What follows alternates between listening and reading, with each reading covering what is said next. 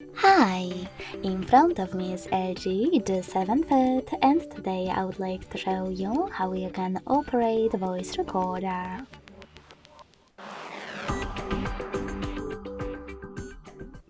Begin by opening Recorder app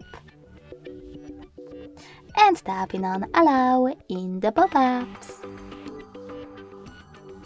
Now select Next at the bottom right corners.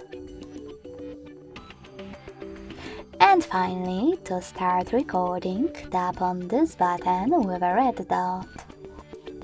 As you can see, recording is on. To pause it or unpause it, use the same middle button. To add a bookmark, click on the left one. And to end it and save it, on the right one. As you can see, my recording is over here. To play it, click on it and tap on play button at the bottom. If you wish to rename it, you need to hold it.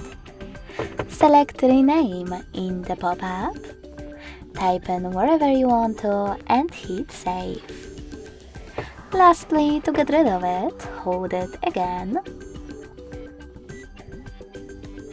But this time select delete and tap on delete in the pop-up. Thanks so much for watching. If you enjoyed this video, don't forget to leave a like, comment and subscribe. Bye!